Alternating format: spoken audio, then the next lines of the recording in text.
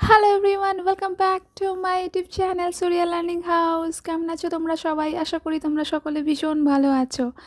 আজকে আমি তোমাদেরকে করাবো ক্লাস 2 আমার বইয়ের পাতা 116, যেখানে আমরা দেখব বিভিন্ন পাখিদের নাম আমরা জানবো, তাদেরকে বাংলায় কি বলে, তাদেরকে ইংলিশে কি বলে, ইংলিশে তোমরা উচ্চারণ কিভাবে করবে, তোমাদেরকে ভেঙে ভেঙে আমি সব কিছু আজকে বলে দেব।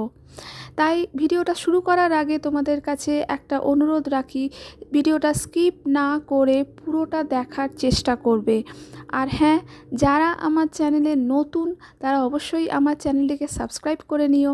আর সাবস্ক্রাইব লেখা বাটনটির পাশে যে বেল আইকনটি আছে সেটিকেও প্রেস করে রেখো, তাহলে আমি যখন কোনো ভিডিও পোস্ট করব তার নোটিফিকেশান সবার আগে পেয়ে যাবে।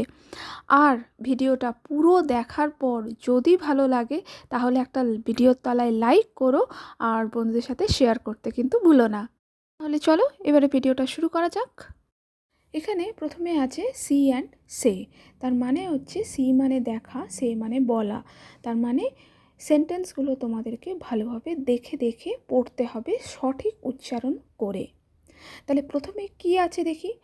দ্যাট ইজ আ কাকু, দ্যাট ইজ আ কাকু। এখানে দ্যাট কেন বলছে? পাখিরা সাধারণত আমাদের থেকে অনেক দূরে থাকে, আমার হয় গাছের ডালে থাকে বা আকাশে থাকে বা আমাদের হাতের নাগালে থাকে না। এবারে কোনো পাখি যদি ঘরে পোষা হয় সেটা আলাদা ব্যাপার। তো দ্যাট এবং দিস নিয়ে আমি অলরেডি একটা ভিডিও বানিয়েছি, তোমরা কেউ যদি দেখে না থাকো তাহলে অবশ্যই আমার চ্যানেলে ভিজিট করে সেটা দেখে নিতে পারো। সেখানে আমি তোমাদেরকে ডিটেলসে বুঝিয়ে দিয়েছি দ্যাট এবং দিসের মধ্যে পার্থক্য কী। তবুও একটু ছোটো করে বলে দিই, যখন কোনো জিনিস আমাদের কাছে থাকে সেটাকে বোঝানোর জন্য আমরা দিস ব্যবহার করি, কিন্তু যে জিনিসটা অনেক দূরে থাকে সেটাকে বোঝাবার জন্য আমরা দ্যাট ব্যবহার করি। যেহেতু পাখিরা সাধারণত আমাদের থেকে দূরে থাকে, তাই যে কোনো পাখিকে বোঝাবার জন্য বা আঙুল দিয়ে দেখানোর সময়তে আমরা দ্যাট ব্যবহার করি। সেই জন্য এখানে প্রত্যেকটা পাখির ক্ষেত্রে দেখবে দ্যাট ব্যবহার করেছে, দ্যাট। তারপরে কি আছে? ইজ। কথা ইজ, তোমরা উচ্চারণটা কী করবে? ইজ, ইজ নয়, ইজ একদম ভুল উচ্চারণ, ইজ কিন্তু করবে না। বর্গের জ কখনোই হবে না, দন্তস্ব মানে স উচ্চারণ করবে, ইজ, ইজ। ঠিক আছে? দ্যাট ইজ আ। এটাকে এও বলতে পারো, আও বলতে পারো, যা খুশি। এরপরে দেখো কাকু, সি ইউ সি কে, কাক। আর ডবল ও আছে বলে উ হবে। ডবল ও যেখানে থাকবে সেখানে, তার মানে দুটো ও যেখানে থাকবে সেখানে সবসময়তে উ উচ্চারণ হয়। সিউ সিকে কাক আমরা বললাম, আর যেহেতু ডবল ও আছে তাই আমরা বলবো উ, কাকু। যেমন ধরো আমরা যদি পট বলি, পিওটি, পট, পট মানে পাত্র, তাহলে সেটাকে আমরা কি উচ্চারণ করি? পট। পিও, একটা ও আছে তাই পট বলছি, পট এমনি তো বলি না, পট। কিন্তু যদি আমরা রুট বলি, আর ডবল টি, রুট, রুট মানে হচ্ছে গাছের শিকড়, মূল, ঠিক আছে, সেটাকে আমরা কি বলি? রুট, রুট এমনি না, রুট। একটু টানি, ডবল ওতে থাকলে একটু টানতে হয়, রুট, শুট। ঠিক আছে? এগুলোর ক্ষেত্রে কি হয়? আমাদেরকে একটু টানতে হয়। তাই যখন বলবে তখন বলবে দ্যাট ইজ আ কাকু, দ্যাট ইজ আ কাকু। কাকু মানে হলো কোকিল। কোকিলকে ইংলিশে বলা হয় কাকু। বুঝতে পারলে? এরপরে আছে that is an Indian roller, that is an Indian roller. That is an, an কেন বসলো তোমরা নিশ্চয়ই বুঝতে পেরেছো। আমরা জানি যে এ ই আই ও ইউ এই 5টা ভাওয়েলের আগে অ্যান বসে, আর বাকি যে কনসোনেন্টসগুলো আছে সেইগুলোর আগে এ বসে, তাই তো? যেহেতু আই একটা ভাওয়েল, তাই ইন্ডিয়ানের আগে অ্যান বসলো। ঠিক আছে? ইন্ডিয়ান রোলারকে বাংলায় বলা হয় নীলকণ্ঠ পাখি, নীলকণ্ঠ পাখি। বুঝতে পারলে? এরপরে আছে that is a parrot, that is a parrot. কখনোই এইভাবে বলবে না, দ্যাট ইজ এ প্যারট, এমনি করে কিন্তু উচ্চারণটা করো না। ঠিক আছে? That is a parrot. ঠিক আছে? প্যারট মানে আমরা সবাই জানি টিয়া পাখি। তাহলে দ্যাট ইজ আ প্যারট মানে কি? ওই হলো একটা টিয়া পাখি। দূর থেকে আমরা আঙুল দেখিয়ে বলতে পারি দ্যাট ইজ আ প্যারট, মানে হচ্ছে ওই দেখো একটা টিয়া পাখি, বুঝতে পারলে? আর প্যারটটা কীভাবে বলবে? পিএ প্যা, রট ROT।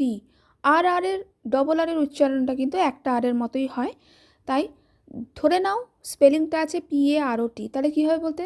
প্যারট, তাই তো? ঠিক সেইভাবে বলবে প্যারট, ঠিক আছে? নেক্সট আছে that is a Kingfisher. That is a Kingfisher. King KING, king. Fish, আমরা তো সবাই জানি ফিশ বলবে, ফিশ এরকম নয়, ফিশ। SH থাকলে স হয়, শুধু যদি এস থাকে তাহলে স বলতে পারি, কিন্তু যখন SH থাকবে তখন কিন্তু স হয়, স, ঠিক আছে? তাই ফিশ। আর এখানে কি বলবো? Kingfisher. শেষকালে দেখো ER আছে, তাই হবে কিং ফিশার। কিংফিশার মানে হলো মাছরাঙা, মাছরাঙা পাখি। এই পাখিটা মাছ খেতে ভালোবাসে, মাছ খায়, তাই একে বলা হয় কিংফিশার।